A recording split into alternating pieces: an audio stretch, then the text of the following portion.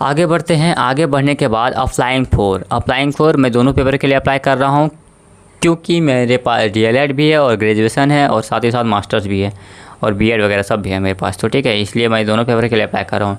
Language 1, क्योंकि मैं language 1 क्या रखूँगा, पिछले बार लगा था मैंने हिंदी और इंग्लिश, तो लैंग्वेज 1 उर्दू ही रख लेता हूँ। ठीक है, लैंग्वेज 2 में हिंदी रख लेता हूँ। Minimum educational qualification for 1 to 5। अब यहाँ पे चूज़ करते हैं। ठीक है, यहाँ पे मैं एक जगह बताता हूँ, हालांकि मैं इसका अलग से वीडियो भी बना के बता दूंगा। अब देखो, क्योंकि सबसे पहले 1 to 5 के लिए आपके पास क्या होना चाहिए, सीनियर सेकेंडरी यानी कि 12th होना चाहिए विथ एटलीस्ट 50% मार्क पास्ट और परसुइंग और 2 ईयर डिप्लोमा। यानी कि फर्स्ट ऑप्शन में आप तब चूज़ करोगे जब आपके पास 12th हो और डीएलएड में हो और 50% एटलीस्ट मार्क हो आपके पास। ठीक है, अगला देखो, सीनियर सेकेंडरी या इसके कुछ यानी 12 आपके पास हो या और उसके बाद 45% मार्क हो, या तो पास हो या परसुइंग हो, मतलब या तो पास कर चुके या अपेयरिंग हो। यहाँ भी तो यहाँ पास्ट और परसुइंग है ना। और उसके बाद क्या है, वाट एवर इज नॉन, इस मतलब सीधा बात है, फर्स्ट में 50% आपका डीएलएड में होना चाहिए और सेकेंड में 45% होना चाहिए। ठीक है, उसके बाद देखो, सीनियर सेकेंडरी है, यहाँ भी 12th है और 50% मार्क्स एंड पास और pursuing 4 year bachelor of elementary education.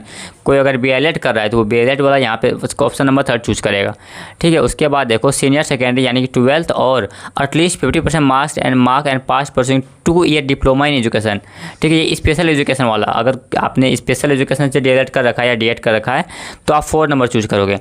मेरे केस में मैंने बस 12th किया और नॉर्मल सा डीएलएड कर रहा हूँ, तो यहाँ पर मैं 1 चूज़ करूँगा। ठीक है, तो यहाँ पे मैंने 1 चूज़ किया।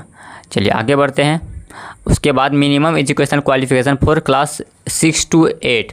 अब 6 to 8 के लिए मैं भर रहा हूँ, तो यहाँ मेरे पास क्या है, मेरे पास ग्रेजुएशन है और 2 ईयर का डिप्लोमा है। ठीक है, तो मैं ये चूज़ करूँगा और आप लोग के अकॉर्डिंग मैं सब बता देता हूँ एक बार। और दूसरा देखो क्या है कि at least 50% marks either in graduation और इन पोस्ट ग्रेजुएशन एंड पास और परसुइंग बैचलर, यानी कि बीएड आपके पास हो।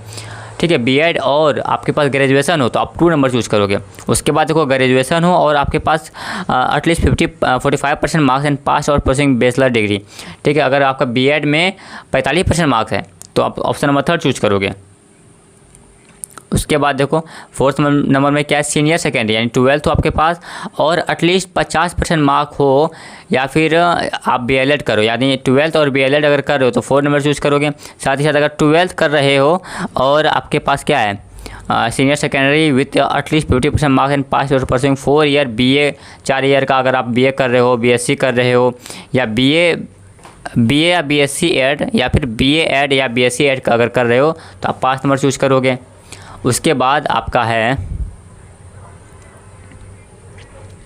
ग्रेजुएशन में अगर आप हो। ठीक है, graduation with at least 50% mark and pass और परसुइंग बीएड, स्पेशल एजुकेशन से अगर आप बीएड कर रहे हो तो आप 6 नंबर चूज़ करोगे। देन फिर अगला है आपका any candidate having qualified BEd program recognise by NCT. अगर एनसीटी से मान्यता प्राप्त कोई भी आपने बीएड प्रोग्राम किया है, ठीक है, is eligible to appear in TTS CTET moreover age per the existing TET guideline. अगर वो टेट गाइडलाइन के अंदर में आता है, अगर आपने ऐसा कोई कोर्स किया है जो लिस्टेड नहीं है और वो टेट गाइडलाइन के अंदर में आता है वो और एनसीटी से रिकॉग्नाइज्ड है, तो आप चूज़ करोगे 7 नंबर। अगला है आपका पोस्ट ग्रेजुएशन होना चाहिए आपके पास और मिनिमम 55% मार्क्स और equivalent grade and pass on pursuing 3 year integrated BEd या एमएड। आप या तो आपके पास पोस्ट ग्रेजुएशन हो और अगर इंटीग्रेटेड बीएड हो, ठीक है, या फिर एमएड हो तो आप 8 नंबर चूज़ करोगे। तो मेरे केस में मेरे पास 1 नंबर ही है, तो मैं 1 नंबर के साथ आगे बढ़ना चाहूँगा। ठीक है, तो आप अपने हिसाब से यहाँ पे चूज़ कर लेना। ठीक है, उसके बाद आगे बढ़ते सब्जेक्ट ऑफर फॉर पेपर 2। अब पेपर 2 मेरा क्या है, मैंने बीएससी किया हुआ है तो मैं साइंस चूज़ करूँगा, और आप अगर बीए किए हुए होंगे तो आप सोशल साइंस चूज़ करोगे। ठीक है, ये मैंने चूज़ कर लिया। Qualifying exam diploma in education in academic process minimum qualification degree in education, या ये वाला है मेरा। मैंने डिप्लोमा कर रहा हूँ, डिग्री नहीं कर रहा हूँ। ठीक है, अगर आप बीएड कर रहे हैं तो आप डिग्री इन एजुकेशन चूज़ करोगे। हालांकि मुझे दोनों पे टिक मारना पड़ेगा, चलो कोई बात नहीं, अगला बढ़ते हैं।